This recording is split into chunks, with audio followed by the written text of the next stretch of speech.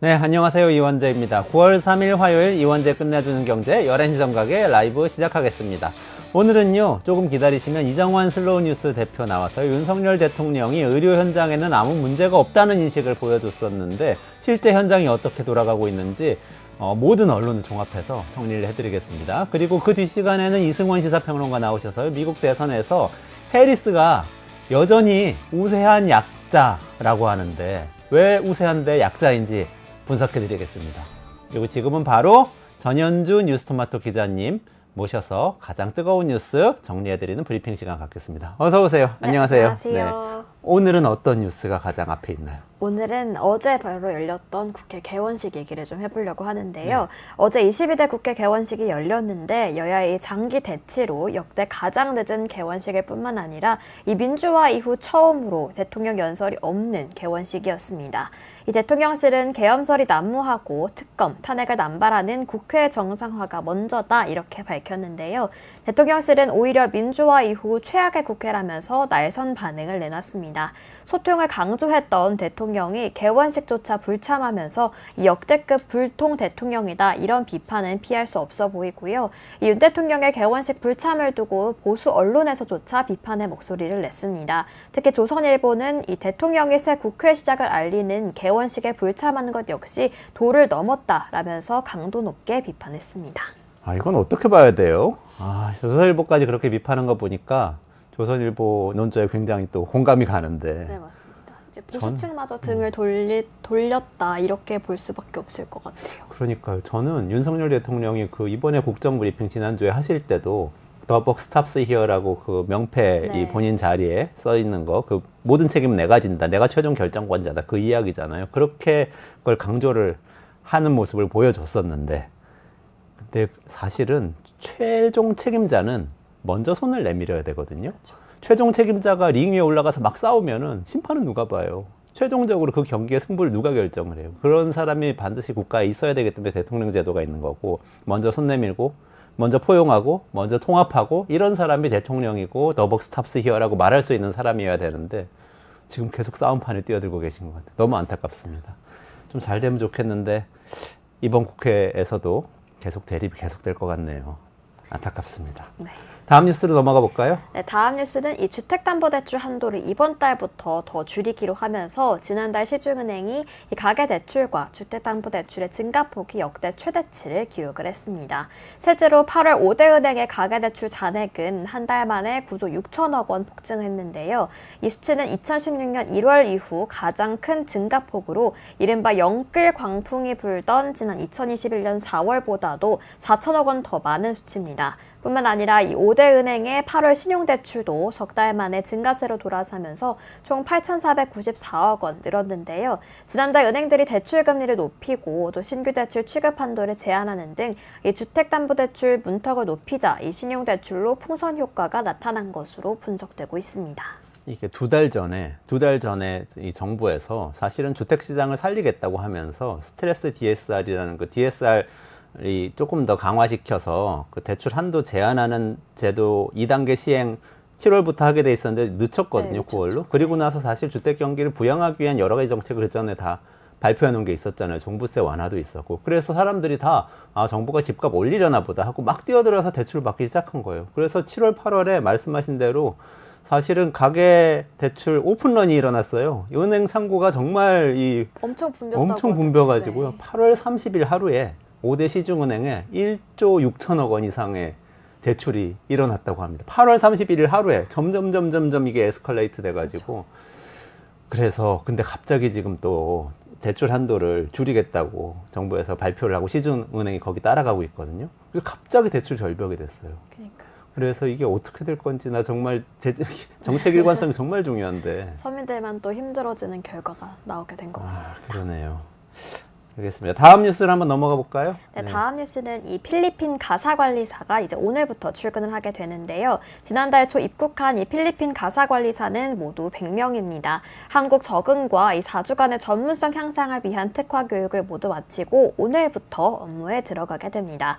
이들에게는 최저임금이 적용이 돼서 주 5일 하루 8시간 일했을 때를 기준으로 한 달에 238만 원이 들어가는데요. 이 30대 가구 중위소득인 509만 원의 절반가량이 이상이나 되는 셈이어서 이 급여 부담이 만만치 않다 이런 의견도 많이 나오고 있습니다. 실제로 이 시범사업 신청 가구의 약 40%가 강남 3구에 몰리기도 했는데요. 그래서 이 특정 지역으로 수요가 쏠리는 현상은 계속해서 좀 해결되어야 할 과제로 남아 있고요.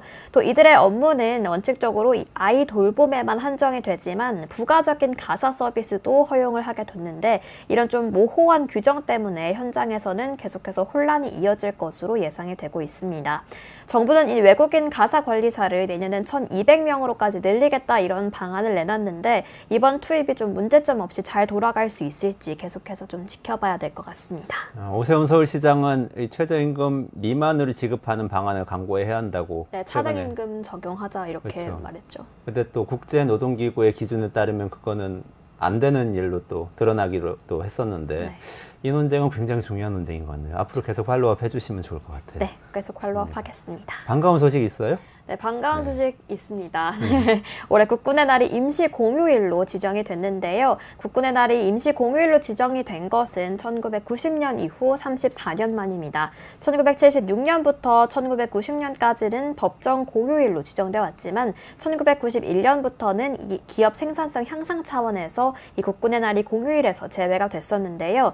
이번에 이 임시 공휴일로 지정된 취지는 국민 안보의식 고취와 군의 결속, 또 장병 가족에 대한 실질적인 사기 진작, 또 시가 행진 등에 따른 국민 불편의 최소화 등을 도모한다는 취지에서 이제 결정이 내려졌습니다. 이 벌써부터 저를 포함한 직장인들 사이에서는 이 10월 2일에 연차를 내야겠다 이런 의견이 참 많아지고 있는데요. 10월 2일에 연차를 낼 경우에 개천절을 포함해 6일을 쉴 수 있고 또 추가로 7일과 8일에도 연차를 쓸 경우 최대 9일을 쉴 수 있는 황금 연휴가 만들어지기 때문입니다. 국방부는 이번 임시 공휴일 지정이 단순한 휴무일의 개념을 넘어서 군사 안보 차원에서 좀 중요한 의미를 지니는 만큼 결속을 다지는 계기로 삼길 바란다고 전했습니다. 아, 그래요? 그게 10월 1일이 화요일이고 네. 10월 3일 개천절이 목요일이고 네. 그러면 10월 2일, 4일이 평일인 거죠? 네, 그렇게 되니까 토요일이죠. 10월 4일이 토요일이니까 10월 2일만 연차를 내면은 쭉 쉴 수 있는 구조가 되는 겁니다. 아, 그렇군요. 10월 4일이 금요일인 것 같은데? 네. 화요일, 그러네요. 목요일. 10월 4일. 10월 4일이 네. 금요일이에요. 그래서 제가 그 달력 보자마자 저는 사실 이럴 거면 국군의 날 10월 4일로 옮기고 임시공휴일로 지정하지 이런 생각을 했었습니다. 핑퐁핑퐁 근무하게 되는 그런 그렇죠. 현상이 나타났네요. 근데 또 이런 날들에 근무하셔야 되는 분들도 있으니까요. 그런 분들 생각하셔서 또 감사한 마음으로 휴일은 잘 보내실 수 있으면 좋겠습니다. 오늘 뉴스 브리핑 여기까지 진행할까요? 네.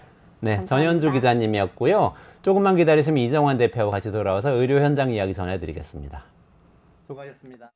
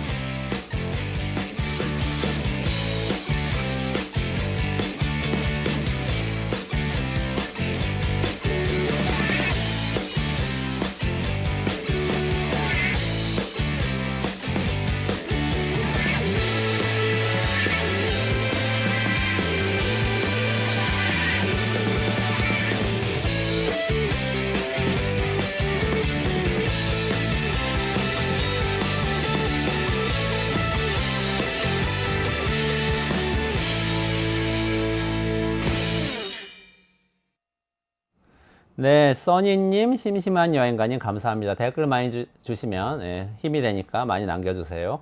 네, 매일 아침 7시에 그날 나온 신문에 있는 모든 소식을 정리해서 엑기스만 이메일로 전달해주는 분이 계십니다. 이정환 슬로우 뉴스 대표님 모시고 윤석열 대통령의 의료 현장 인식하고 실제 의료 현장하고 어떻게 다른지 비슷한지 한번 짚어보도록 하겠습니다. 대표님 어서 오세요. 네, 안녕하십니까? 안녕하세요. 네.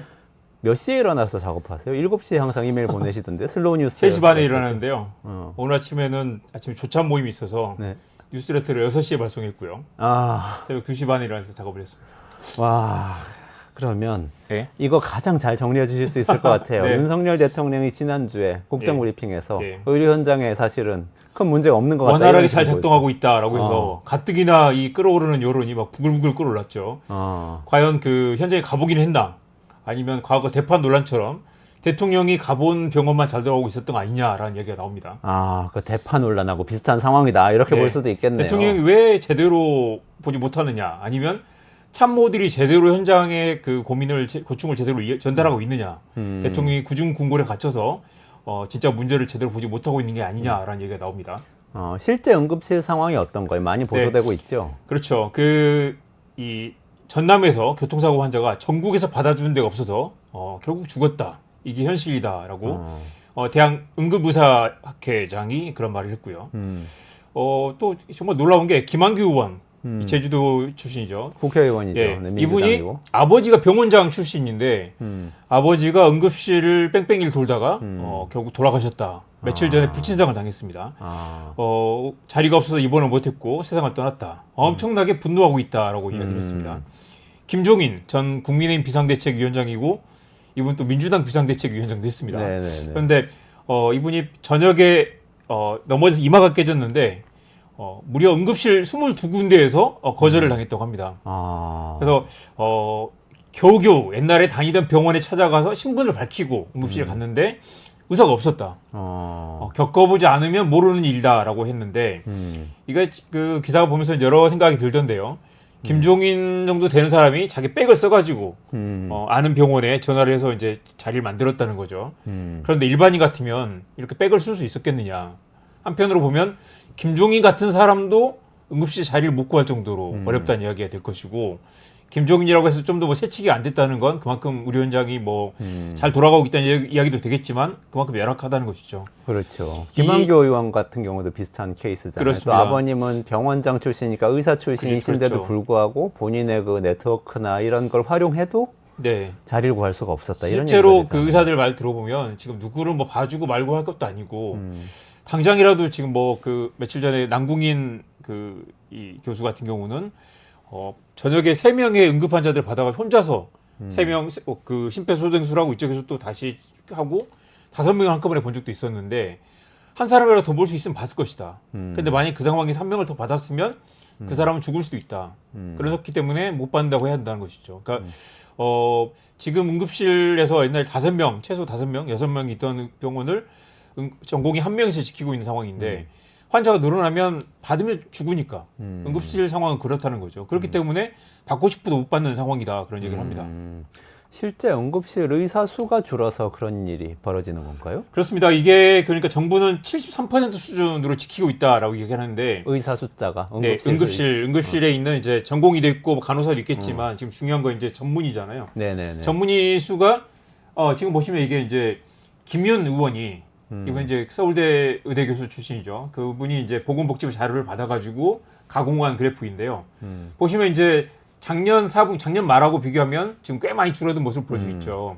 그러니까 파란색이 전문의, 빨간색이 전공이고요. 전공의는 인턴 레지던트들이죠. 여기 이제 회색 부분은 이제 탓과 전공입니다. 그러니까 이제 응급실이 부족하니까 뭐 소아과나 내과 의사들이 이제 응급실 당직을 서는 거죠. 저기 보시면 지금 정부가 73%로 하는 것은 저 회색 부분을 빼고 그래서 이제 73%라고 하면 27%만 줄었다는 거죠. 별로 안 줄었다라고 얘기하고 있는 건데 실제로 탁과 전공의들, 탁과 전문의들까지 빠진 상태에서 보시면 대략 한 절반 정도로 줄지 않았습니까? 그러니까 실제로 이제 44% 정도가 빠져 있는 상황입니다. 그런데 이걸 빼고 지금 빨강 파랑만 묶어가지고 27%밖에 안 줄었다라고 말하는 건 사실 본질을 왜곡하는 거고요. 지금 보면 과거에 그러니까 뭐 10명 했던 그 병원을 지금 전공이 6명이 하는 상황이고 6명이 한꺼번에 있는 게 아니라 이분들이 또 교대 근무를 해야 되지 않겠습니까? 낮에 근무하고 저녁에 쉬고 그래서 이대 목동병원 같은 경우는 전공이 1명이서 환자 죽어가는 환자들 6명, 7명 한꺼번에 본다는 거죠. 보고 아침에 거의 쓰러져가지고 집에 가서 잠깐 눈 붙이고 나서 저녁에 또 13시간 근무를 해야 되고 그래서 지금 이제 병원들이 의사들이 돌아가면서 이제 도저히 감당 못하니까 지금 강원대병원 같은 경우는 아예 그냥 그 저녁에 셧다운을 하고 있고요. 아, 문을 닫았어요? 예. 저녁에 응급실 자체를. 응급실 문을 그럼 닫았습니다. 응급실이 그래서 아니네요. 며칠 전에 이제 그 연합뉴스 르포를 보니까 강원대병원 앞에 가서 봤더니 환자가 오면 못 받습니다. 돌려 보낸다는 거예요. 아, 아동 응급 환자 봤는데 어른들 안 받고 그러니까 이제 인근에 춘천 성심병원이나 인선병원으로 가라고 안내를 하는데 거기도 사실 환자가 그 의사가 많지 않은 상황. 그래서 강원대병원은 전문의 5명이 있었는데 지금은 3명만 남아 있는 상태라는 거죠. 옛날 5명이 하던 걸 3명이 하니까 얼마나 힘들겠어요. 그래서 이제 도저히 환자를 받을 수 없는 상황이니까 이대로 가면 의사들이 먼저 쓰러질 상황이니까 저녁에라도 쉬자라고 했고요. 심지어 6명을 채용하기로. 이 요즘 응급의학과 의사들 연봉이 3억에서 4억 정도 됩니다. 4억을 준다고 하는데도 아무도 안 온다는 거죠. 당연히 안 오는 걸 지금 다들 각각 지금 있는 병원에서도 못 버티는 상황인데 월급 많이 준다고 옮겨갈 수 있는 상황이 아닌데다가 보통 이제 전공의들이 이제 졸업하고 나서 이제 그 의사를 병원을 옮기는데 지금 전공의들이 다 지금 그만두고 없는 상태인 거잖아요. 그래서 아무리 4억, 5억을 준다고 해도 채용을 못하는 상황. 그래서 6명이 지금 결혼인 상황이고요. 강원대병원, 세종대, 충남대병원 이렇게 모든 여러 병원들이 지금 하나둘씩 셧다운 상황을 가고 있고 이게 계속 늘어날 거라는 거죠. 정부는 그래서 원활하게 작동하고 있다고 말하는 건 거기 빠뜨린 게 뭐냐면 지금 응급의학과 의사들이 진짜 몸빵을 하면서 거의 그 쓰러져 가면서 지금 겨우겨우 버티고 있으니까 사실은 지금 이제 응급실 뺑뺑이라고 하지만 이게 과거와 비교하면 과거에도 뺑뺑이 있었잖아요. 과거에도 김한규 의원 아버지 같은 분들이 억울하게 뭐 병원 있었죠. 찾다가 돌아가신 네. 경우 있었을 것이고 뭐 이 병원을 몇 군데를 전전하다가 뭐 이렇게 충남에서 충북까지 하고 안 돼서 서울까지 올라오는 그런 사례들이 과거에도 없었던 건 아닙니다. 그러니까 중요한 핵심은 필수 의료, 응급 의료는 여전히 과거나 지금이나 부족했다. 지금은 특히 더 이 전공의들 빈자리를 전문의들이 진짜 헌신을 다해서 혼신의 힘으로 지금 맡고 있는 상황인데 이게 이제 이 의사들이 쓰러지게 되면 진짜 심각한 문제가 생길 거라는 거죠. 그런데 정부가 원활하게 잘 작동하고 있다고 말하면 지금 현장에 있는 의사들이 얼마나 그 화가 치밀겠어요. 지금 돌아가고 있는 게 아니라 진짜 목숨을 걸고 자기들이 지키고 있다. 이 상황을 잘 돌아가고 있다고 말하면 그건 본질을 왜곡한 것이라는 거죠. 아, 그러네요. 근데 만약에 이렇게 이 밤에 그냥 문 닫아버리는 응급실이 생기고 그러면 강원대나 뭐 세종, 충남대 네. 병원 뭐 이런 데 그렇다는 거잖아요. 그렇게 되면은 네. 그게 응급실 뺑뺑이 하나의 원인이 일단은 되겠네요. 그 그렇죠. 원인도 있고 기존의 의사들이 그 남궁인 의사처럼 네. 너무 바쁘기 때문에 3명, 5명 이렇게 보고 있는 상황이면 그분들도 위중한데 한 명 더 받으면 더 받으면 이제 더 위중해질 수가 그러니까 있기 때문에 한 사람 못 의사가 받는 볼 수 있는 거고. 게 보통 2-3명이라고 하는데 네. 지금 이제 7명, 10명까지 보는 상황이잖아요. 거기서 1명을 더 받으면 다른 누구가 죽는다는 거죠. 그러니까요. 죽더라도 그러니까 못 받는다. 다른 병원을 보냈는데 그 병원들도 다 지금 환자 의사가 부족한 상황이라는 거죠. 뺑뺑이 핵심은 그런 두 가지의 네네. 상황이군요. 네. 현재 응급실이 인력이 부족해서 의사 네. 인력이 부족해서 환자를 어쨌든 충분히 볼 수 없어서 다른 네. 병원으로 가시라고 안내를 하는 게 이제 응급실 맞습니다. 뺑뺑이 핵심이네요. 그러니까 원래 의사가 부족했고 지금 이제 의료 대란이 벌어지면서 전공의도 빠지면서 지금 10명 있던 병원에서 6명만 버티고 있는 상황. 심지어 이대 목동병원 같은 경우는 5명이 하던 걸 지금 1명이 하고 있는 상황입니다. 그렇기 때문에 더 이제 의사가 돌볼 수 있는 응급 환자가 더 줄어들겠죠. 그러네요. 한편으로 보면 이번 이제 그 의료 대란을 겪으면서 이른바 걸어 들어오는 응급 환자들, 응급실에 걸어 들어오는 환자들은 상당 부분 많이 줄어든 것으로 보입니다. 경증 환자들. 네, 그렇기 때문에 사실은 이제 옛날에 뭐 10명을 봤다면 지금 이제 그 7명을 본다고 해도 어느 정도 그 과거보다는 이제 환자가 줄어들긴 했는데 의사가 줄었기 때문에 더 힘든 상황이라는 거죠. 그러니까 김종인 박사 같은 경우도 그런 케이스일 수도 있어요. 뭐 워낙 고령이시기 때문에 네. 상황이 어떤지 이제 불확실할 수 있지만 네. 연락을 응급실에서 받았을 때 네. 이런 정도 이렇게 다치신 거면은 아침에 병원 가셔도 좋겠다는 맞습니다. 의견을 갖고 있었을 수도 이쪽에 있어요. 심폐소생술하고 이쪽에 뭐 다리가 뭐 피가 철철 나는 환자들 그런 환자들이 가득 있는데 일어설 수 없는 환자들. 이마가 깨진 환자를 지금 볼 수 있는 상황이 아닌 것이라서 사실 이건 이제 조금 다르긴 합니다. 그래서 사실은 이제 우리가 본질과 여러 가지 이 기본적인 오래된 구조적인 문제를 한꺼번에 봐야 될 텐데 야간 응급실 환자를 못 받는 아까 이제 걸어 들어온 환자들, 이마 깨진 환자들을 못 보는 문제는 과거부터 있었던 문제들이고 지금 이제 의사들이 의대 증원에 반대하는 것과 또 응급의학과 의사들이 부족한 건 또 약간 좀 다른 문제긴 합니다. 그 의사들 중에 상당 부분은 이제 뭐 피부과, 성형외과, 안과 의사들은 이번 사건과 별개로 국민들이 체감하는 건 결국 이제 피부과 의사가 부족한 게 아니니까요. 그렇죠. 근데 그러면은 사실은 경증 환자만 줄어든 거면은 네. 중증 환자들은 괜찮아야 정상인데 네. 지금 그렇지는 않은 거잖아요. 무슨 사망 사고 났다는 기사가 사실 매일 나고 있고 네네. 이재명 민주당 대표도 네. 응급실 뺑뺑이로 사망자가 늘었다고 얘기하면서 네네. 그래서 사실은 이제 대통령실을 반박하고 논란이 네. 일고 있어요. 근데 맞습니다. 실제로 사망한 케이스들이 언론 보도 많이 나오는데 맞습니다. 어때요? 뭐 수영장에서 쓰러진 60대 여성이 이제 4분 거리 병원에서 안 받아주니까 다른 병원 옮겼다. 그럼 결국 이제 가다가 돌아가셨다라는 얘기가 나오는데 이런 경우도 사실은 이제 그 여러 가지를 봐야 될 텐데 보통 이제 과거에는 그 동네 병원이나 그 이제 중급 병원에서 일단 수용한 다음에 거기서 안 되면 이제 응급 그 대형 병원 옮기는 그런 일도 있었죠. 그러니까 이제 사실은 병원을 전원하는 건 일상적으로 많이 벌어졌다 과거에도. 근데 이제 지금은 이제 어느 병원이나 환자 수가 부족하기 때문에 옮기는 과정에서 이제 더 문제가 생기는 거고요. 사실은 이제 그 수술을 진행하는 도중에 예를 들면 그 중급 병원에 일단 받았다가 중급 병원에 응급실에 받았다가 대형 병원 옮기는 과정에서 이제 사망하는 경우는 일상적으로 벌어지는 그 과거에 있었던 일이란 거죠. 그것과 예를 들면 응급실 지금 이제 의사들 파업 때문에 사망하는 것과 두 가지 섞여 있는데 그걸 좀 나눠서 봐야 된다는 얘기도 나옵니다. 그래도 이런 기사 보면요. 이게 오늘 새벽에 나온 기사 보니까 네. 2살짜리 여아가 경련으로 위급한 상황인데 응급실 11곳에서 진료 거부를 당해서 어쨌든 돌아다니다가 의식불명에 빠졌다. 맞습니다. 이런 기사가 또 있어요. 지금 보면 이제 그 윤석열 대통령이 지금 이제 과하게 물러서지 않겠다라고 고집을 부리고 있는 상황이고 최근에 보면 이제 여론도 굉장히 악화되고 있고 국민의힘도 빨리 여기서 발을 빼고 싶어하는 눈치인데 심지어 한동훈 대표도 내년 내라도 유예를 하자라고 해서 지금 이제 의사들과 협상을 하자라고 하고 있지 않습니까? 그런데 지금처럼 이 상황이 되면 당장 응급의학과 응급실 의사들을 좀 늘리는 문제가 중요한데 당장 지금 이제 군관이랑 이 군 공보위들을 좀 투입한다고 하지 않습니까? 그런 문제로 해결될 수 있는 게 아닌데 분명히 지금 이제 응급의학과 의사들이 부족한 문제는 있고 이 문제를 해결하지 않으면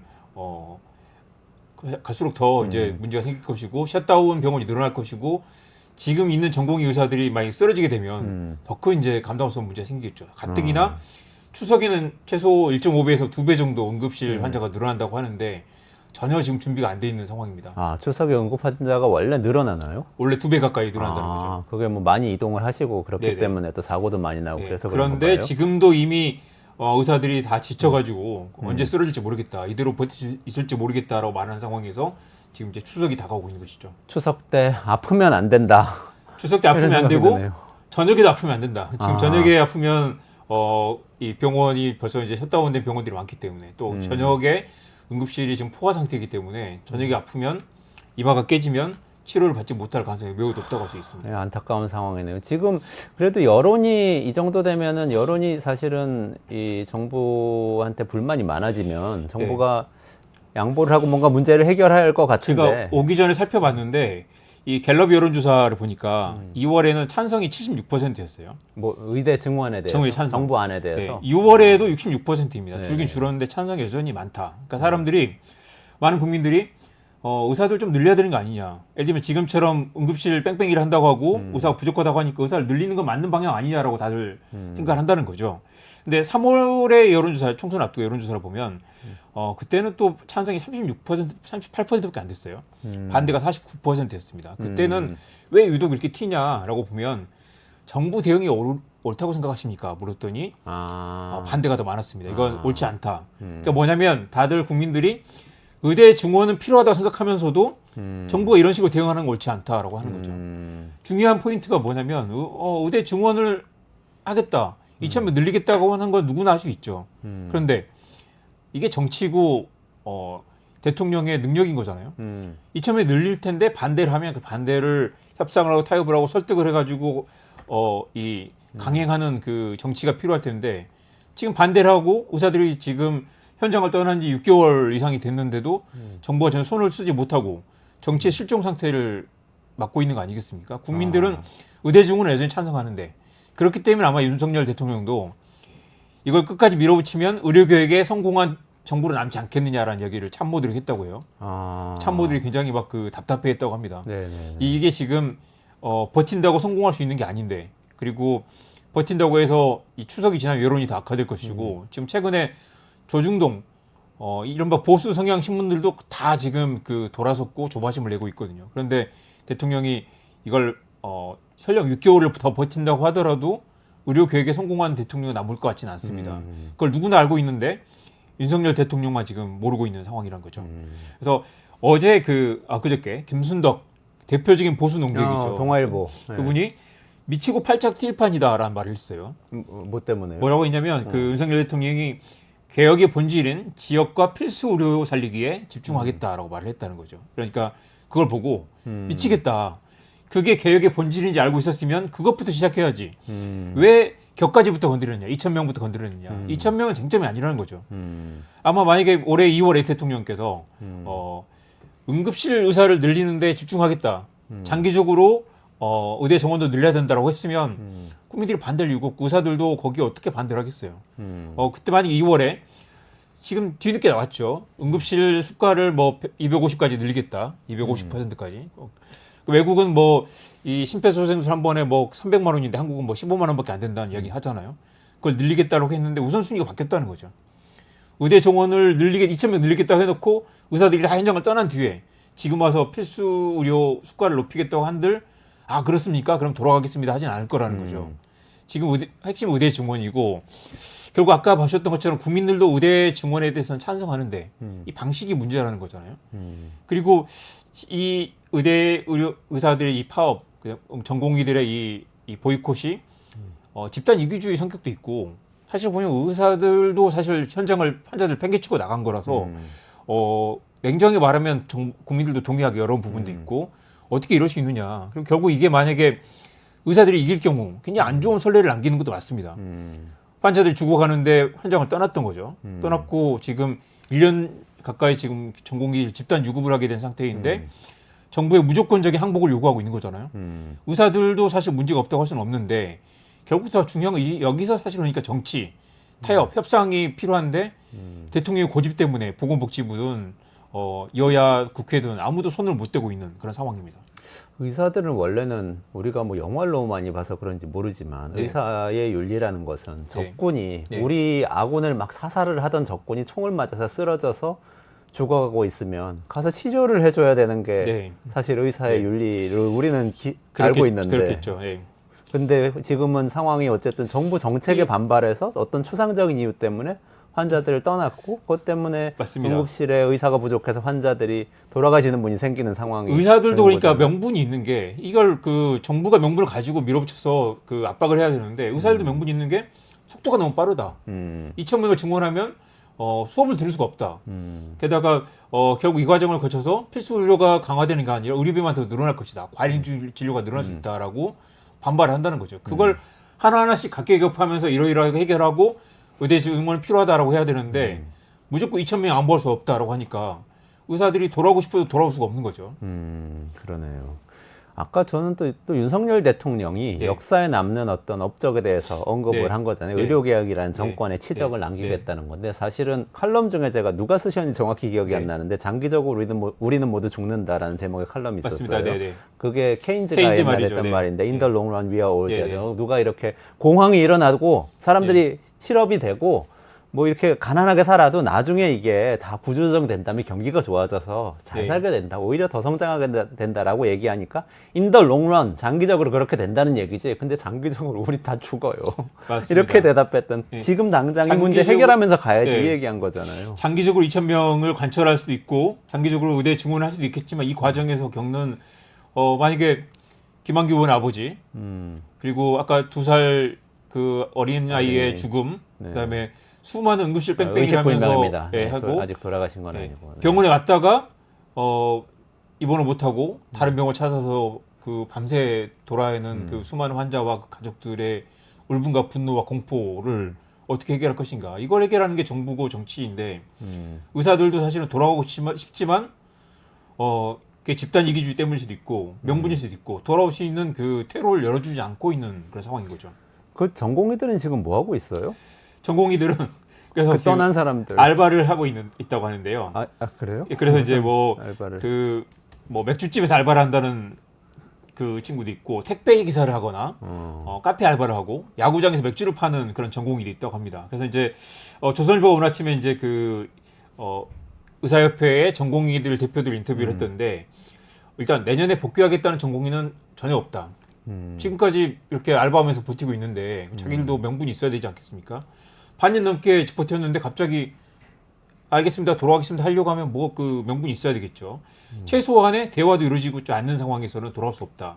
그리고 정부가 또 뒤늦게 뭐 필수 의료 수가를 올리겠다고 했잖아요. 근데 이것도 반대를 하는 게 뭐냐면 이게 언제든지 없앨 수 있는 정책 수가라서 이 본질적으로 바뀌는 게 아니라 땜빵으로 지금 올려주겠다라고 이제 이 당근을 던졌는데 이걸로는 안 된다라고 얘기하고 있다는 거고요.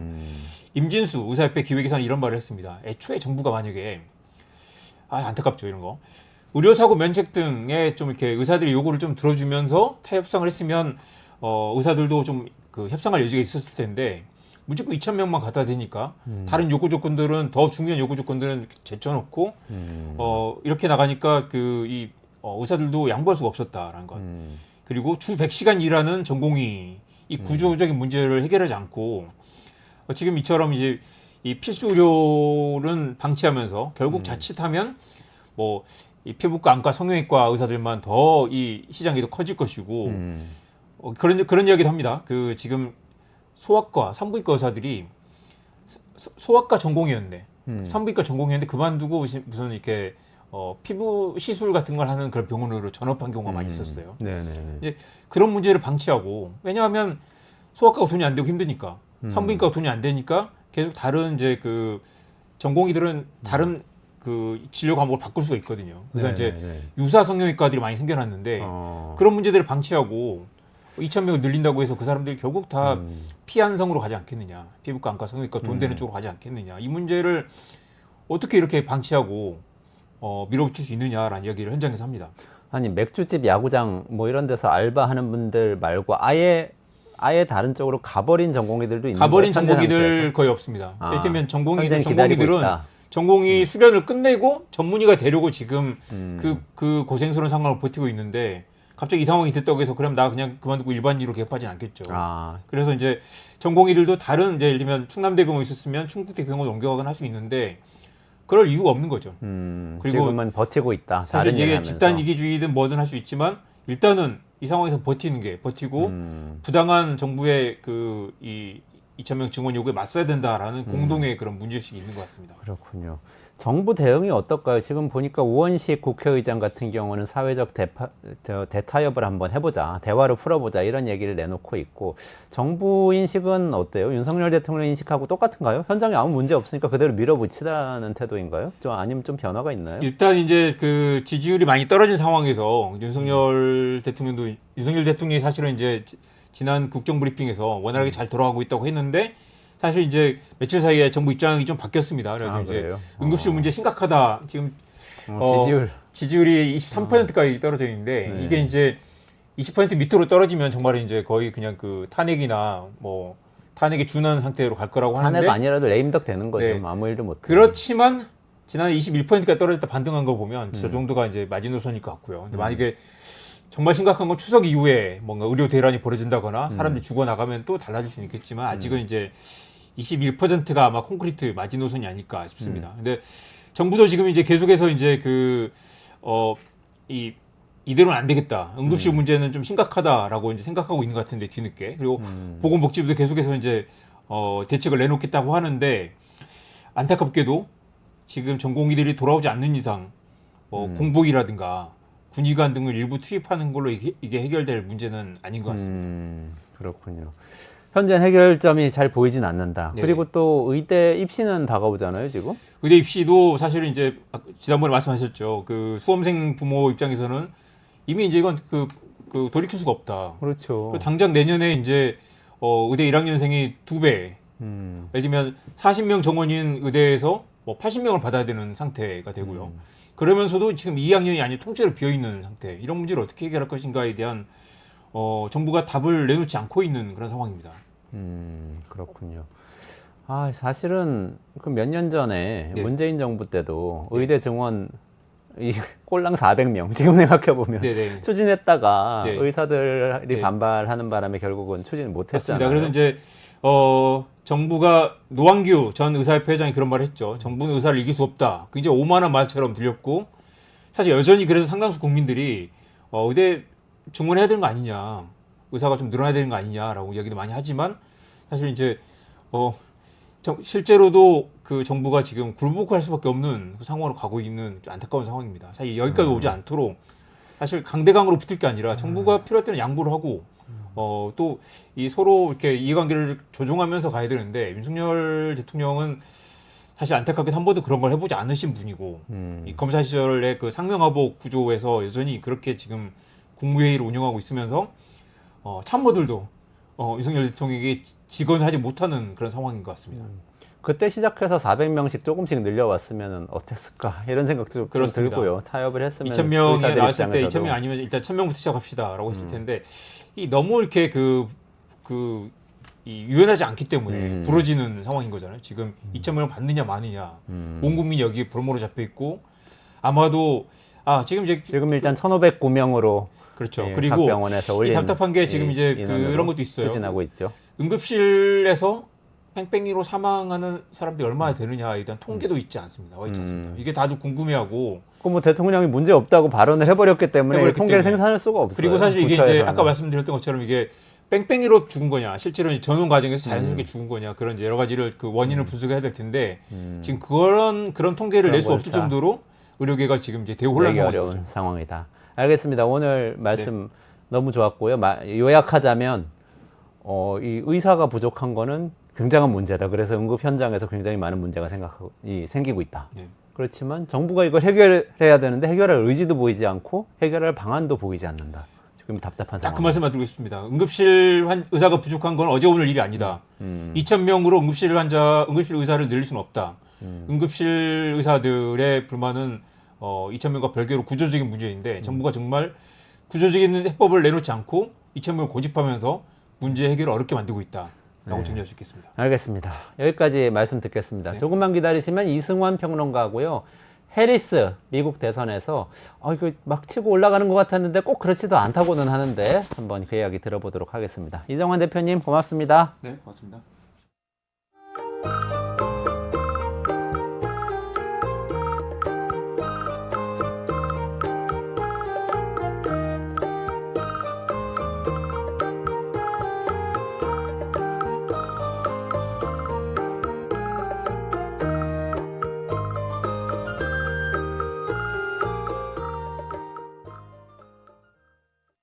개원식 안 가는 거는 진짜 어떻게 평가해야 돼요? 기분 나쁜 거 똑같잖아요. 일관 된다니까, 일관. 한동훈이랑 갑자기 기분 나빠서 밥도 안 먹고 연차에 가서 맨날 이거 했잖아요. 이것도 안 하고 기분 나쁘면은 그냥 내키는 대로 의무예요. 대통령이 가는 거는 의무입니다. 이유로 이런 걸 들었어요. 피켓 시위든 망신주기 하겠다고 의심할 수밖에 없는 정황이 있다. 언제는 여야가 뭐 좋은 적이 있었습니까? 87년 이후에 지금 처음 안 가는 게. 그리고 협치하라면서요. 그럼 대통령이 가가지고 협치를 주문을 하든지. 그리고 이럴 때 가면 오히려 대인배로 보이는 거지. 야당이 김건희는 살인자 이렇게 얘기함에도 불구하고 가가지고 하면은 대통령이 더 점수를 딸까요, 이럴까요? 그러니까 밴댕이 소갈딱지야 진짜. 아니, 이제 가면은 국회의장실에 모여가지고 양당 대표, 원내대표들 딱 모아놓고 환담하는 시간이 한 15분 정도 있거든요.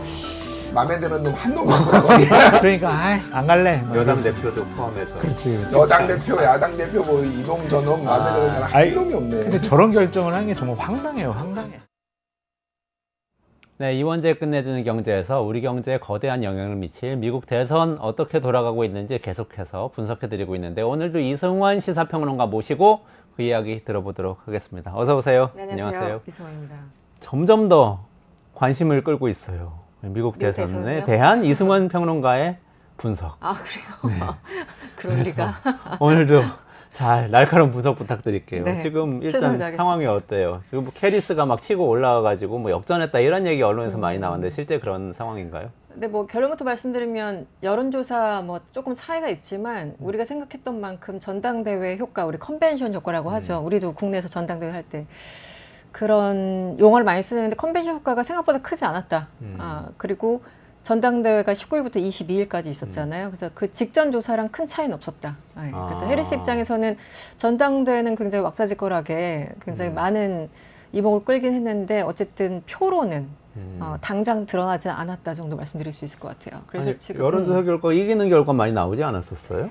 그렇죠. 그러니까 그 예를 들어 4% 정도 앞선다는 뭐 그런 조사 많았잖아요. 3%, 4% 이런 거였는데 그것도 어쨌든 오차범위 내지만 그럼 예를 들어 이제 민주당 입장에서는 전당대회 이렇게까지 어텐션 그 집중됐으니까 한 7%, 10% 뭐 이렇게 좀 기대했을 거잖아요. 그런데 뭐 한 1%, 뭐 2%, 뭐 약간 이 정도의 차이밖에 없어서 민주당에서 기대했던 것만큼의 효과는 없는 것으로 지금은 보고 있습니다. 네, 근데 뭐 지역별로 차이가 있겠지만, 근데 일단 당장 현지 시간 1일 ABC 방송에서 2,400여 명 대상으로 했는데 어쨌든 해리스가 트럼프를 50대 46으로 한 4%포인트 앞서가고 있어요. 근데 오차범위가 플러스 마이너스 2%니까 딱 걸리는 거죠. 오차범위 안에. 그래서 기술적으로는 동률이죠. 이거 누가 앞서간다 뒤서간다 할 수가 없는 오차범위 안에 있으면 그게 큰 의미가 없는 거니까. 그래서 어쨌든 50대 46이 ABC였고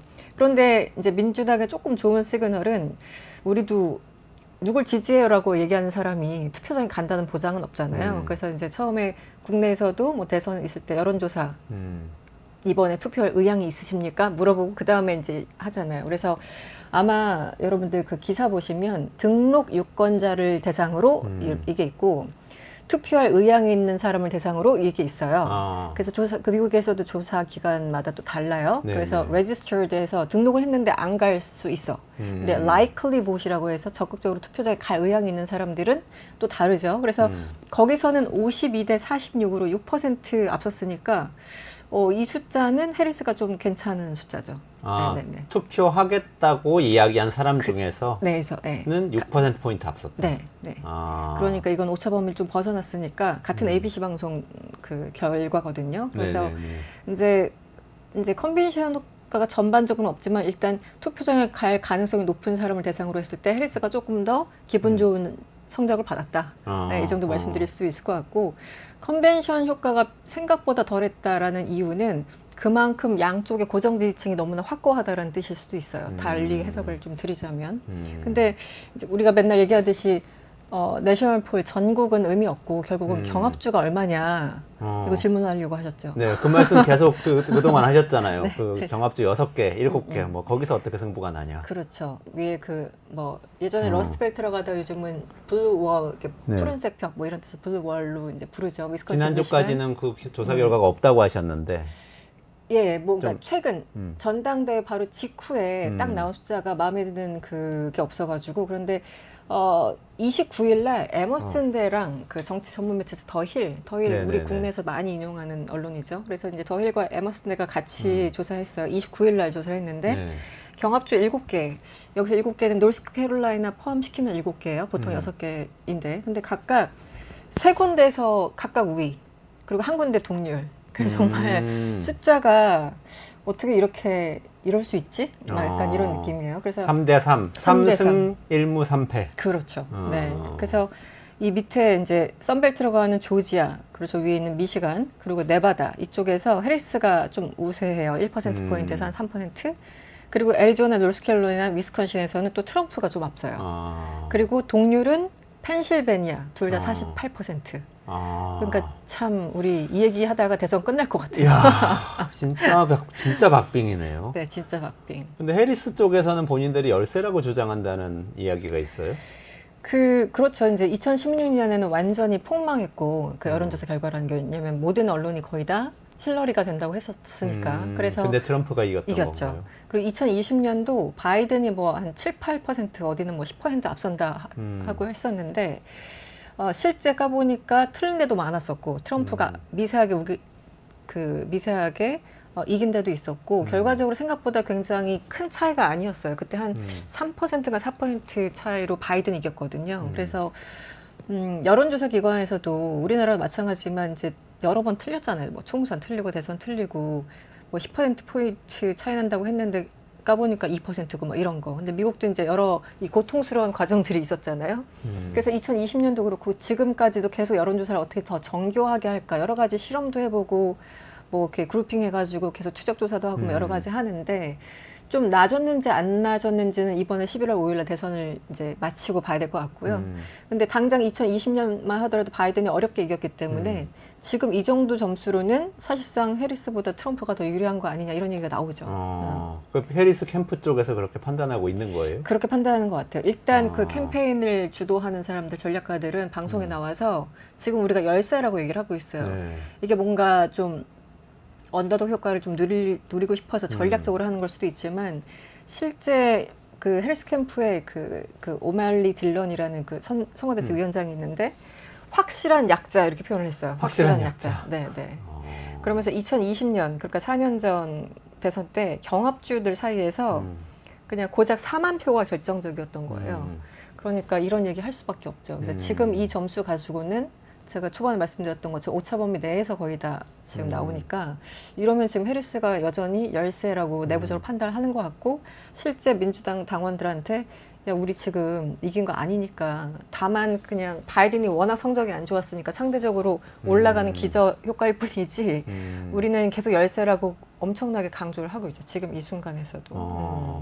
그러니까 어떻게 보면 해리스가 등장하면서 민주당을 지지할 거지만 그렇지만 바이든이 사퇴를 너무 안 하고 있는 게 조금 너무 마음에 안 들어서 네. 지지한다고 딱히 응답을 하기 어려웠던 분들이 그 유권자들이 해리스 네. 등장하자마자 지지하겠다고 적극적으로 딱 나선 효과는 있지만 네. 그게 더 넓어지지는 그렇죠. 않은 거다. 조금 더 압도적이어야 하는데 그래서 바이든보다 해리스가 낫지만 그렇다고 트럼프보다 확실하게 우세라고 말할 수 없다.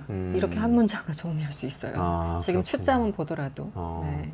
근데 기세는 등등한 것 같은데요. 얼마 전에 보니까 또 트럼프 진영 쪽에 있던 공화당원 상당수가 또 해리스 진영으로 넘어왔다 이런 얘기도 있던데요. 그게 무슨 지난주에 얘기죠? 나왔던 기사인데 그때 이제 USA가 단독 기사로 그 공개 서한을 입수해서 보도했는데 현지 시간으로는 26일이었네요. USA 투데이가 뭐 우리 언론에서 많이 나왔습니다. 근데 과거에 조지 부시 뭐 대통령부터 해서 밋 롬니 당시 이제 대선 후보였던 분 상원의원이죠. 그리고 존 맥케인 전 상원의원. 처음에 2008년에 오바마랑 붙었던 존 맥케인 전 상원의원 2018년인가 돌아가셨죠. 어쨌든 정말 이 공화당의 가장 중심에 있었던 주류라고 불렀던 그리고 대통령이거나 대통령 후보였던 사람들의 측근들 무려 238명이 자기 이름을 걸고 나는 해리스를 지지하겠다. 라고 공개선을 보냈어요. 그 전엔 이분들이 뭐 부시 전 대통령이나 네. 맥케인 후보나 이런 분들을 지지했던 지지했고 심지어 백악관에 있었던 분들도 마찬가지고 실제 지난 그 20일 날이었나요? 그 전당대회 중에 트럼프 때 백악관에서 대변인 하던 사람도 와서 지지 선언을 했어요. 거기 이제 왜냐 이분들은 해리스에 대해서 엄청나게 열광적이라기보다는 내가 겪어봤는데 아무리 같은 공화당이지만 트럼프만은 안 된다라고 하는 분들이 이렇게 공개 서한 자기 이름을 올린다는 것은 쉽지 않거든요. 그렇죠. 평생 동안 공화당원으로 활동했던 사람들이 근데 어쩔 수 없이겠죠. 이분들 앞에 가로 열고 어쩔 수 없이 나는 해리스를 지지해. 왜냐하면 이유가 참 여러 가지였는데 트럼프의 혼란스러운 리더십이 4년 더 지속된다면 피해를 보는 건 결국은 평범한 국민들이다 이렇게 썼고 그리고 트럼프가 그 추종자 벤스라고 표현을 썼어요. 부통령 후보 벤스를 추종자라고 표현했는데 트럼프와 그 추종자 벤스는 푸틴과 같은 독재자에게 머리를 숙이고 동맹에 등을 돌릴 것이다. 그런 얘기를 했죠. 그리고 혼란이 아니라 합의를 위해서 노력하는 지도자에게 투표하라 이런 내용이 공개 서한이었어요. 그러니까 트럼프 입장에서는 상당한 타격이죠. 네. 그렇군요. 밋 롬니도 있어요? 밋 롬니, 네. 밋 롬니도 포함됐습니다. 네. 대선 후보였잖아요. 그 그렇죠. 사람이 네. 오바마하고 오바마 경쟁을 두 번째. 했었죠. 네. 오바마 두 번째. 처음에 오바마가 맥케인이었고 그 다음에 재선할 때는 밋 롬니였는데 그러니까 그분들 다 상원 의원 뭐 주류죠. 이분들 캠프에서 일했던 사람들, 뭐 같은 의원실에서 일했던 그 주변 사람들이 238명입니다. 네, 다 앞에서. 그러니까 사실은 이게 쉬운 일은 아니죠. 이게 상대당 거기도 민주당과 공화당이 워낙 양극화가 심한데 정치적으로 이런 상황에서 그래도 트럼프는 안 된다라고 생각하는 공화당원들이 있으니까 마음 움직이는 그 유권자들이 많이 있을 거라고 예상을 합니다. 그렇군요. 저 넷플릭스에서 밋이라는 MITT, 밋이라는 그 다큐멘터리가 있어요. 다큐멘터리? 예, 그게 되게 재밌는 정치 다큐멘터리인데 전 오. 제일 재밌게 봤던 오. 건데 많이들 잘 모르시더라고요. 네, 왜냐하면 어떤 내용이에요? 밋 롬니가 대통령이 될 줄 알고 넷플릭스가 넷플릭스 오리지널로 해가지고 밋 롬니가 처음에 출마할 때부터 시작해가지고 아, 정말요? 계속 쫓아가면서 진짜 가족들한테 네. 나 대선 출마할 거야. 네, 네. 이렇게 얘기하는 순간을 라이브로 찍었어요. 찍어가지고 그렇게 해서 그때부터 가족들 설득하고 공화당 경선하고 쭉 나오는 과정을 다 찍었는데 낙선한 거예요. 안 됐구나. 어마어마한 채 졌잖아요. 네, 그 다음에 그러니까 출시됐어요. 근데 내용은 되게 재밌어요. 낙선하는 순간에 이 사람의 장면까지 나와요. 근데 되게 낙선까지. 괜찮은 보수주의자더라고요. 그런 분들이 그렇죠. 이제 넘어갔다는 거잖아요. 해리스한테. 그렇죠. 특히 존 맥케인 상원 의원 같은 경우는 이분이 참 대단한 게 한 4년인가 포로로 그냥 인질로 있었고 본인이 풀려날 수 있었는데도 예전에 베트남 전쟁이었습니까? 하여튼 그때 나갈 수 있었는데도 불구하고 안 나가 끝까지 모든 병사들이 다 구출될 때까지 인질에서 풀려날 때까지 난 있겠다 그래서 그때 국민적인 영웅이 됐고 실제 2010년도인가요? 뇌수술을 받으셨는데 굉장히 중요한 투표가 있었어요. 그래서 뇌수술 받은 지 한 3일 만에 그게 쉬운 일이 아닌데 결국은 의회에 와서 한 표를 행사하기 위해서 투표를 하신 분이에요. 그러니까 정말 이 나라를 위해서, 국가를 위해서, 혹은 뭐 당을 위해서 정말 열심히 일한 어떤 아이콘 같은 그런 분들인데 그 주변의 분들이 해리스를 지지한다고 하니까 이건 정치적으로 좀 파장이 있을 것 같습니다. 애국 네. 보수네요. 애국 보수. 네, 진짜 정통적인 의미에서 진짜 보수인 거예요. 네, 주류. 네, 네. 부시 전 대통령은 어때요? 지금 입장이 있었나요? 전직 대통령들은 입장을 직접적으로 표명하지는 않았지만 지금 정확히는 아버지 부시하고 아들 부시 그리고 존 맥케인 지금 우리가 얘기하고 있는 밋 롬니 이들 주변에 있었던 캠프에 있었던 참모들이 이름을 올린 거예요. 거기 제가 대통령 이름까지 있는지는 정확히 확인을 못했는데 그런데 이 얘기는 주변에 있는 이렇게 수백 명의 사람들이 이름을 올렸다는 건 그 사람의 의중을 반영하는 거죠. 전직 대통령이든 전 대통령 후보든. 네. 그렇군요. 이심전심이라고 하죠. 그렇게 넘어왔는데도 불구하고 지금 양측이 팽팽하다는 거잖아요. 그러니까요. 해리스 쪽으로 완전히 이 여론이 다 완전히 지지하게 온 거는 아니고. 그렇죠. 이게 뭐 26일 날 공개된 서한이어서 지금 한 일주일 정도 지난 건 맞는데 그래서 앞으로 여론조사가 이런 게 뭐 단박에 바뀌지 않고 이렇게 약간 좀 스며들듯이 뭐 이런 움직임들이 있잖아요. 그래서 조금 더 봐야 될 것 같은데 일단 공화당 쪽에서 많은 분들이 해리스를 지지한다라는 의견을 밝혔으니까 그렇죠. 네. 봐야죠. 어떤 영향이 있는지. 근데 없지는 않을 겁니다. 네네. 어느 정도 영향이 있을 것 같다. 왜냐면 공화당 내에서도 트럼프를 못 견디겠다는 사람들이 니키 헤일리를 지지했던 거잖아요. 그래서 지금 일부 보도 보면은 니키 헤일리 마지막까지 경선에 참여했었던 그 후보를 지지했던 공화당 성향의 유권자들도 지금 해리스를 지지할까? 뭐 이런 고민을 한다는 그 기사가 또 있었어요. 그래서 딱 눈에 가시적으로 숫자가 확 변하진 않겠지만 서서히 뭐 변화가 있을 수 있겠죠. 이런 움직임들이 이렇게 조금씩 누적되다 보면은. 근데 이걸 숫자로 확인한다는 건 참 힘들죠. 네, 대선 그렇죠. 끝난 다음에 실제 조사를 해봐야지 아는 거라서 네, 지금은 뭐 추정만 할 뿐이죠. 네. 그 마음이 어디로 갈지. 근데 그런 마음이 항상 모든 대선에 있잖아요. 우리나라도 항상 그렇죠. 양 진영이 결집하고 중도층이 어디로 가냐. 이거 네. 가지고 대선 기간에는 다 분석하고 해설하고 이러잖아요. 그렇죠. 미국도 그런가요? 지금 그렇죠. 왜냐면 우리나라도 마찬가지 그 뭐 정치적인 문법이나 문화가 워낙 다르기 때문에 일괄적으로 설명하기는 뭐하지만 뭐 일단 우리나라에서 뉴스되는 거는 예를 들어 뭐 이쪽 당에 있던 사람이 저쪽으로 넘어갔대. 그건 중도인 것처럼 보였는데 이 사람이 이번에는 이 대선 후보를 지지한다. 이런 것들이 뉴스가 된다는 이유는 네네. 그 어떤 저변에 있는 마음들을 좀 반영한다라는 의미가 되는 거잖아요. 그러니까 뉴스로서 가치가 있어서 사람들이 그런 사람을 보도하고 인터뷰하는 거잖아요. 그러니까 이런 건 마찬가지인 것 같아요. 그 우리나라 선거나 뭐 미국 선거나 어떤 그 유권자들의 마음이라는 것, 네, 주요 인사들의 어떤 행보를 보면은 대충 민심이 어떻게 가고 있다라는 걸 조금 전체를 반영하는 건 아니겠지만, 네, 약간의 바로미터가 되는. 어쨌거나 양 진영이 다 결집을 하고 나면 그 다음에 남는 중간에 있는 사람들을 얼마나 많이 끌어오느냐, 그렇죠. 아니면 상대 진영에서 이탈한 사람들을 얼마나 많이 끌어오느냐에서 승부가 갈리는 거잖아요. 그렇죠. 이미 민주당이냐 공화당이냐는 사실상 정해져 있고 소위 말하는 무당층 혹은 중도파를 누가 더 많이 끌어당기느냐, 투표장으로 가게 만드느냐, 이게 핵심이죠. 무당층 중도파가 미국에도 많아요? 아, 저도 이제 이게 저희들이 이제 시간 없어가지고 맨날 중도파, 뭐 무당층 약간 섞어서 얘기하잖아요. 네네. 그런데 정확히 말씀드리면 그 무당층, 그러니까 중도 성향이라고 하는 그 분들과 중도 성향, 그러니까 moderat이라고 하는 분들과 인디펜던트라고 하는 온건파라고 할 수도 있고. 네, 온건파라고 할 수 있고 그 개념이 다른 게 무당층은 인디펜던트고 중도층은 마더리, 그렇죠. 온건파 이런 뜻이고. 네. 네. 근데 무당파는 그 단어에서도 나오듯이 나는 민주당 지지자도 아니고 공화당도 아니야. 그냥 아무 당도 지지하지 않아 말 그대로 무당파예요. 그래서 인디펜던트 보러를 해가지고 그렇게 그 여론조사 하는 데도 있고요. 이제 갤럽에서 조사를 했더라고요. 그리고 moderate, 그 중도 성향 혹은 온건파는 말 그대로 당과 무관하게 내가 지지하는 당이 있을 수도 있고 없을 수도 있는데 그냥 성향 자체가 중간 지대인 거예요. 우리나라도 왜 중간 지대 그냥 온건파들 있잖아요. 그러니까 그 두 개를 사실 혼용해서 쓰면 안 되는데 그렇게 혼용해서 쓰는 이유는 그래도 무당파 중에는 그 moderate이라고 하는 온건파 혹은 중도 성향의 사람들이 많이 겹치더라.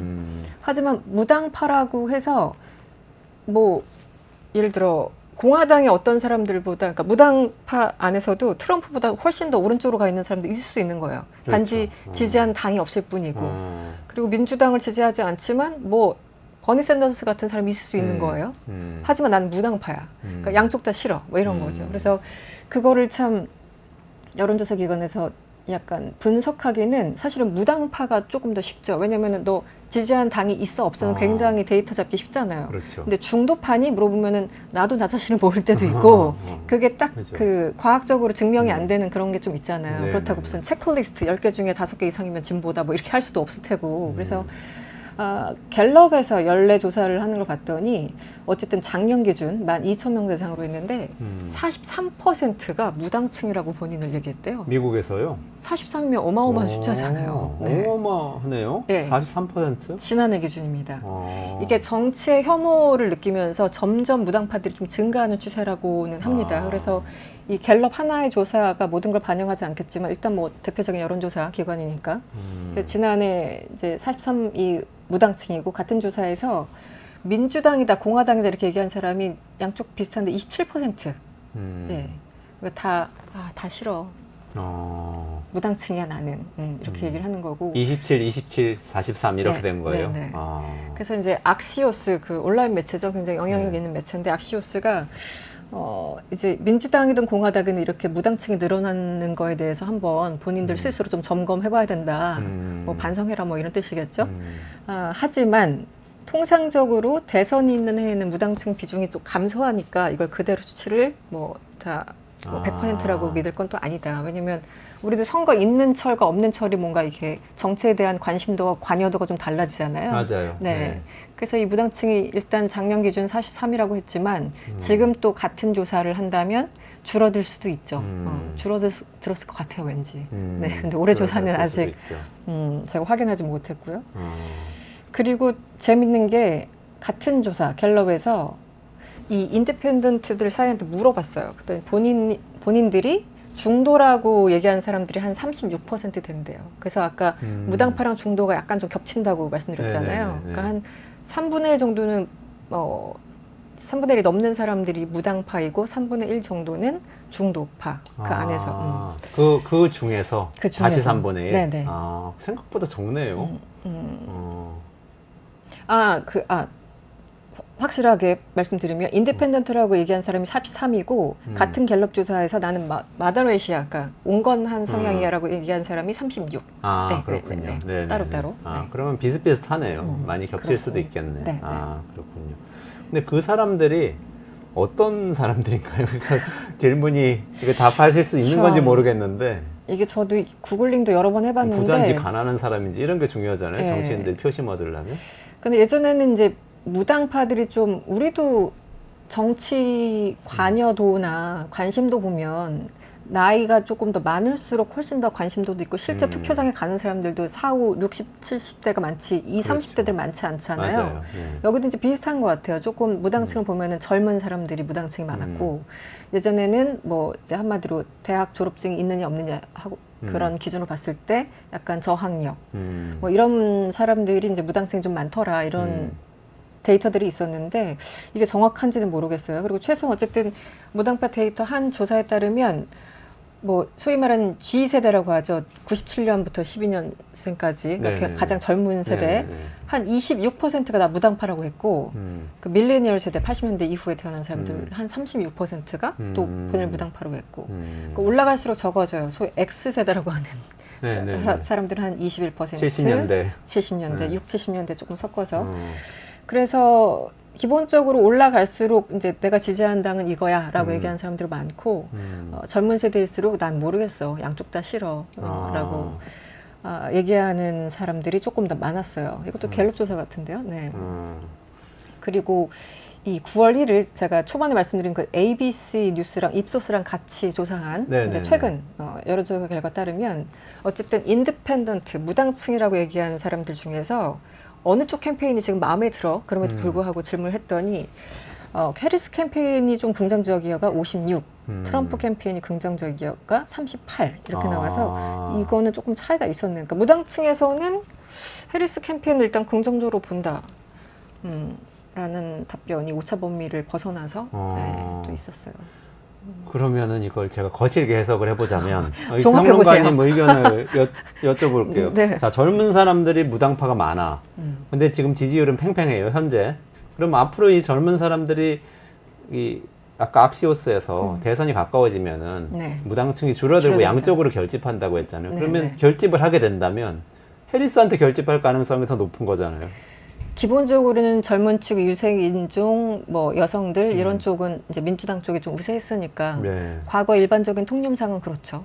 네. 그러면 무당층이 해리스한테 결집할 가능성이 더 높고 음. 그러면 해리스가 시간이- 좀 더 유리한 상황이 앞으로 전개되지 않을까? 이런 지금 분석이. 흐름상은 그래요. 그런데 지금까지 나오는 이제 ABC 뉴스가 보도한 게 9월 1일이니까 엊그제잖아요. 그런데 지금 이미 반영될 건 다 반영된 건 아닌가? 라는 생각이 들고 그 얘기는 더더욱 이제 무당층과 중도파가 어느 쪽으로 움직이느냐 이분들이 그래서 투표장으로 실제 가느냐 여기에 따라서 굉장히 달라. 그래서 제가 지지난 시간인가 이제 투표를 결국은 중요하다고 말씀드렸던 네네. 게 그 전에 바이든 2020년 바이든 트럼프 그 대결 전까지는 거의 다 50%대였어요. 55, 56, 59. 근데 바이든과 트럼프가 붙었던 지난 2020년에만 66%인가 그랬거든요. 그러니까 그때 이제 막 트럼프를 한번 겪고 나서 그 이후에 완전히 결집해서 사람들이 우르르 간 거예요. 그래도 한 66이면 꽤 높은 거죠. 과거의 투표율에 비해서. 그래서 이번에도 저는 이제 투표율이 그렇게 좀 나오지 않을까, 60% 이상 나오지 않을까, 그 조심스럽게 예상을 좀 해보고, 그래서 이 얘기는 이제 무당층이 얼마나 가느냐, 투표장으로 실제 달려가느냐, 예, 이런 거겠죠. 그래서 앞으로 그 흐름에 반영될 수는 있겠죠. 지금 무당층의 성분 조사를 했더니 네네. 아무래도 이것저것 따져봤더니 해리스 쪽에 약간 더 유리하지 않을까라는 거에 뭐 저도 어느 정도 동의합니다. 그 방향으로 나오기는 나온 거네요. 네, 앞으로 좀 네. 지켜봐야 되겠네요. 지켜봐야죠. 네. 그런데 그 인디펜던트 무당파 후보인 케네디가 네. 트럼프 지지 선언을 했잖아요. 네, 이거는 네. 무당파 표심에는 영향을 안 줄까요? 여파가 어때요? 지금 결론적으로 말씀드리면 아주 미세하지만 트럼프에게 조금 더 유리하다라는 여론조사 기관의 얘기가 있었는데 그게 뭐 한 1% 미만이었어요. 제가 지난주에 확인했던 거. 왜냐면은 케네디가 드랍한 게 벌써 한 일주일 정도 됐나요? 일주일 좀 더 지났나요? 그래서 그 바로 뒤에 나온 따끈따끈한 여론조사를 봤을 때 뭐 해리스한테도 조금 가고 트럼프에는 조금 더 많이 가고 해서 플러스 마이너스 했더니 트럼프가 한 0.3 정도 가져갔다 뭐 이런 얘기가 있었어요. 그 어떤 조사기관에서. 그런데 그게 굉장히 작은 수긴 하죠. 그런데 어쨌든 그래서 한 표라도 누가 더 가져갔냐 케네디가 드랍하면서 이익이 누구야 그렇게 질문을 주신다면 트럼프 쪽이 조금 더 많이 가져간 것으로 지금 보이고 근데 예를 들어 0.3 뭐 이 숫자도 그렇지만 예를 들어 1%라도 트럼프가 가져간다라는 거는 특히 경업주는 굉장한 거죠. 왜냐하면 제가 또 뒤져봤더니 지난 2020년에 1% 미만으로 이긴 곳이 위스콘신, 애리조나, 조지아예요. 그러니까 0.5, 뭐 1%가 별거 아닌 것 같아도 만 표, 2만 표 차이로 어느 주에서는 승리하거든요. 특히 경합주에서는. 네. 근데 1% 미만으로 제가 구글링 했을 때는 위스콘신, 애리조나, 조지아가 나왔어요. 그래서 케네디 뭐 별거 아니야라고 그냥 퉁쳐버릴 수 있는데 이때 표를 보면 뭐 15,000표, 2만 표니까 야, 대단한데? 엄청 바뀌네요. 그래서 케네디가 장관직 달라고 할 만했구나 이런 생각이 들 정도로 네, 뭐 그렇습니다. 그렇군요. 그래도 또 33% 내지는 36%의 무당층이나 중도층은 또 젊은 사람이 많아서 해리스 쪽으로 기울 가능성이 또 높은 부분도 있고 양쪽이 다 있네. 양쪽 다 있습니다. 네. 그러니까 엄밀하게 얘기하면 물론 이제 케네디가 민주당 소속이었다가 무소속으로 나왔잖아요. 그럼 이 무당층은 뭐 어찌 무소속이니까 그 중에서도 케네디 지지하시는 분들이 있었을 거예요. 네네네. 그래서 어떻게 봐야 될지 잘 모르는 거죠. 뭐 민주당 성향 무당층이었을 수도 이었다면 여파가 조금 더 클 거고. 근데 이미 지난 10월에 이제 탈당하고 나올 때 표가 오히려 트럼프 표를 잠식한다라는 그런 여론조사 결과도 있었거든요. 바이든 네. 표보다는 트럼프가. 그 얘기는 그런 게 있었구나. 그러니까 약간 좀 보수적인. 왜냐면 반 백신 운동 이렇게 주장하면서 코로나 때 약간 트럼프 성향의 그런 발언들 많이 했어요. 그래서 이미 민주당과는 조우할 수 없는 사람이었기 때문에 탈당하는 건 불가피했다. 그래서 공화당 쪽 혹은 보수적인 성향의 사람들이 케네디를 더 지지한다는 얘기가 그때부터 있었거든요. 그래서 굳이 얘기한다면 그렇죠. 케네디가 어쨌든 트럼프에 조금 도움을 주고 있는 건 사실이죠. 그런데 그게 몇만 표 차일지 몇십만 표 차일지는 알 수 없다. 왜냐면 한때 지난 올 초에 저희들 방송할 때 케네디가 무려 막 13% 나온다고 맞아요. 해서 깜짝 네네. 놀랐었잖아요. 네네. 두 자릿수가 넘다니 그랬었는데 최근에 드랍할 때는 한 4%에서 5% 정도였거든요. 그러니까 그게 또 뭐 반반 어떻게 갈지 모르잖아요. 그 5%라는 게 2.5를 갈지 3대 1로 갈지 뭐 모르니까 알 수는 없는데 네. 그래서 케네디 표가 제일 힘든 것 같아요. 뭔가 분석하기가. 근데 네. 뭐 지금 말씀하신 걸로 여파는 처음에 비하면 용두삼이네요. 13%에 비하면 지금 뭐 한 1% 영향을 줄까? 이 정도 얘기한다는 것은 그러니까 제가 이제 줄어들었네. 이 케네디 표 줄어드는 거 보면서 다시 한번 생각했던 게 아까 악시오스 그 표현. 어쨌든 선거가 시작되면 사람들은 확실하게 우리나라도 왜 제3후보 뉴페이스 하면 갑자기 와 했다가 결국은 맞아요. 투표장 가서 기존 당 찍잖아요. 약간 왜냐면 사표 방지 심리도 있고 여러 가지 분위기도 있고.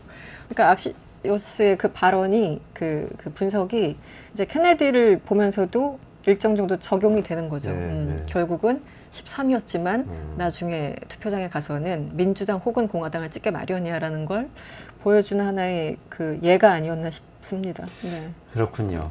요거까지 말씀해 주시고 가셔야 돼서 네. 일단 판세 얘기 여기까지 하고요. 네. 그 다음에 미국 대선판에 갑자기 우리 북쪽에 있는 지도자 아. 김정은이라는 세 글자가 등장했어요.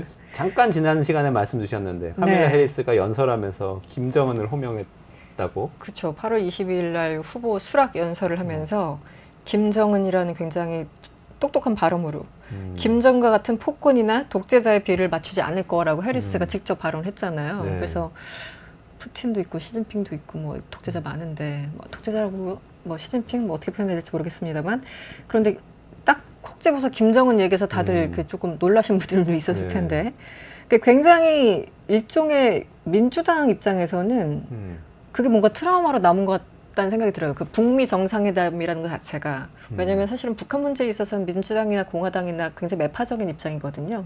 뭐 민주당이라서 더 온화하지도 않아요. 생각해보시면 부시 대통령 때 뭐 테러와의 전쟁했던 그 당시에 열렸던 게 육자회담이니까 그때 공화당 정부였어요. 근데 이제 노무현 대통령이 설득을 시켜가지고 육자회담이라는 틀을 만들어냈고 9.19 공동성명이 2005년에 나왔잖아요. 그러니까 민주당이라고 해서 뭐는 아닌데 어쨌든 트럼프가 북미 정상을 하면서 어쨌든 주목을 끌었고 이게 민주당 입장에서는 그때 정말 마음에 안 드는 거였거든요. 왜냐하면은 회담 같은 테이블에 앉는다는 것 자체가 북한의 선물이라고 생각을 하기 때문에 그래서 아마 해리스도 그게 워낙 이제 꽂혀가지고 김정은과 같은 폭군에 뭐 우리는 아첨하지 않을 것이다 얘기했고 그건 힐러리 클린턴도 그 스피치 할 때 김정은이라고 말은 하지 않았지만 그 독재자와 그 러브레터 주고받지 않을 것이다 이런 식으로 표현을 했었거든요. 그래서 다 이제 그 부분을 지적을 한 거고 그러자 이제 트럼프가 이런 얘기를 했죠. 해리스는 북한, 중국, 러시아 등 권위주의 국가 정상들을 상대하기에는 역부족이다. 이렇게 맞받아치는 그런 상황이에요. 그러니까 본인이 있을 때 세계는 평화로웠는데 지금 북한이 다시 뭐 미사일 쏘고 있고 지금 전쟁 나고 있고 여러 가지 어려워진 건 결국은 바이든 행정부 때 아니냐. 그래서 내가 되면 안보만큼은 그 세계 질서만큼은 내가 다시 찾아올 수 있어. 뭐 이런 이제 어필을 하는 거죠. 그래서 지금 갑자기 예, 북한이 양쪽 후보들이 많이 언급하는 단어 중에 하나가 됐네요. 이렇게 호명한다는 상한가인가? 것은 상한가인가? 네. 아니 뭐 상한가가 되려면 서로 구애를 해야 상한가가 되는데 이제 한쪽에서는 막 독재자라고 비난하고 네. 이러고 있는데 그러면 이렇게 되면 뭐라고 해야 될까요? 미국 대선에 김정은 변수가 등장했다? 아니면 한반도가 어떻게 보면 그래도 탑픽으로 올랐다? 이렇게 볼 수 있어요? 그거는 이제 서로 욕하고 비난하고 캠페인의 일환으로 하나의 그 재료일 뿐이라고 생각을 하고요. 네. 관심은 사실은 별로 없어요, 북한에. 제가 보기에는. 미국 사람들의 항상 우선순위, 미국 대통령의 우선순위 리스트를 보면은 항상 앞에 중국이 있고 항상 앞에 러시아가 있었지 북한이 탑에 있었던 적은 거의 없었거든요. 네. 결국은 이제 우리 정부가 북한 문제를 얼마나 이슈화하느냐에 따라서 그쪽 정부가 어느 정도 반응을 보였던 것이지 그거는 결국 이제 북한 문제가 정말 이슈가 되느냐 그 프라이어리티 앞으로 가느냐는 결국 한국 정부의 자세이자 마음이자 능력, 실력인 거죠. 그래서 그거는 약간 기르한 관계라고 해야 되나 뭐 그런 거고 어쨌든 해리스와 트럼프는 지금 서로 욕하려고 김정은이라는 하나의 재료를 찾은 것 같아요. 네. 그래서 이게 근데 그 트럼프는 뭐 혹시 된다면 다시 북미 정상회담을 열 수는 있겠죠. 하나의 또 이벤트로서 열 수도 있을 테고 뭐 뭘 할지는 아무도 모르잖아요. 사실 트럼프는 예, 불확실성이 너무 크니까. 근데 해리스가 된다면 북한 문제는 지금 바이든 4년 했던 것처럼 소위 말하는 전략적 인내 아무것도 안 하는 이런 식으로 또 가겠죠. 예, 해리스가 뭔가 할 거라고 생각하지는 않습니다. 북한 문제에 있어서는. 네. 근데 그러면은 우리나라한테는 어느 쪽이 더 나은 거예요?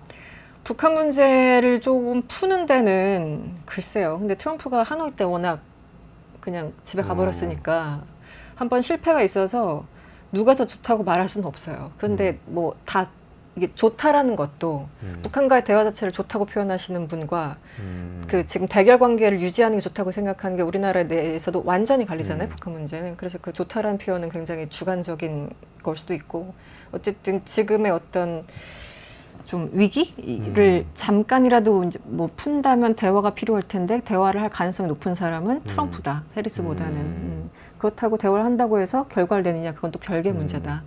네, 그 정도 말씀드릴 수 있을 것 같아요. 요약을 하자면 해리스는 김정은 같은 독재자와는 대화하지 않겠다고 했는데 트럼프는 그걸 비난을 했다는 것은 나는 그런 사람들과 독재자라고 하더라도 대화하면서 문제를 풀겠다. 그런 거죠. 얘기했다고. 네. 해 가진 사람들과 잘 지내는 게 좋다. 왜냐면 왜 적은 더 가까이 둔다 약간 뭐 그런 맥락에서 얘기를 한 것 같은데 그러니까 이게 약간 그 중국, 뭐 북한, 러시아 얘기를 하지만 결국은 안보 문제는 나야라는 얘기를 하고 싶은 거예요. 트럼프는 안보 문제는 내가 훨씬 더 잘할 수 있어. 뭐 바이든 약했잖아, 뭐 잘 못했잖아, 뭐 제대로 길들이지 못했잖아 이런 얘기를 트럼프는 계속 하는 거죠. 실제 뭐 전쟁은 벌어지고 있는 거니까 하마스도 그렇고 우크라이나도 마찬가지고.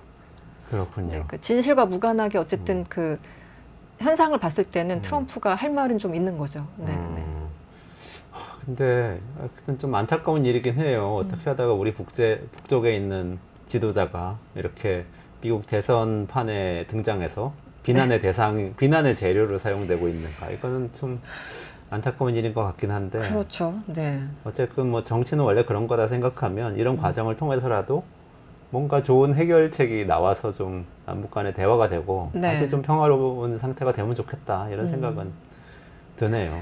생각해보면 오바마 때 그 선거할 때 그 얘기 했었어요. 나는 그 김정은 같은 독재자 만나 같이 햄버거 먹을 수 있다 뭐 약간 이런 뉘앙스의 발언을 했었는데 그때 그 당내 경선할 때 힐러리가 너는 그러니까 아마추어라는 거야 이러면서 그때 엄청 싸웠던 기억이 있거든요. 2007, 8년 경선 과정에서.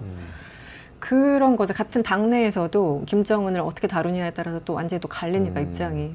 그런데 뭐 해리스가 되면 지금 바이든 정부의 대북 관계 그거에서 차이가 있을 거라고 생각하지 않습니다. 근데 오바마는 말은 그렇게 했지만 또 전략적 인내를 또 몸소 실천하신 분이 오바마 대통령이죠. 네. 아무것도 안 하는. 그래서 지금 놀라운 건 부시 때 제일 열심히 했어요.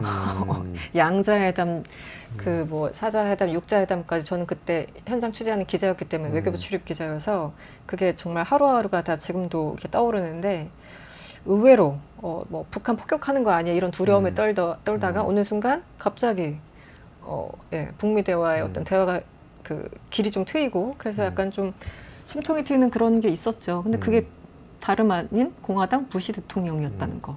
민주당 소속 오바마는 8년 내내 전략적 인내했고 바이든도 마찬가지였다. 오히려 트럼프는 공화당이었는데 북미 대화를 했다. 그 좀 역설적인. 역설적이네요.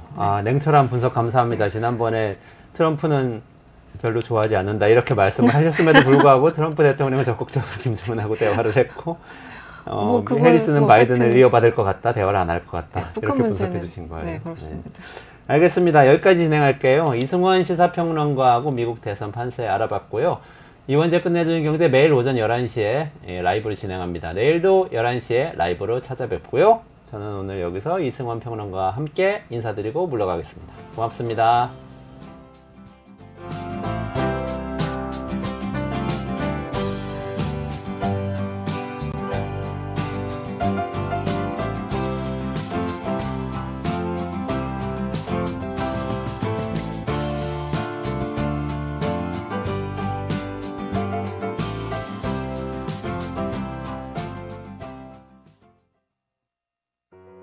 우리 아이 재단에서 뜻을 함께할 정기 후원자분들을 기다립니다. 우리 아이 재단은 한반도 어린이를 위한 재단입니다.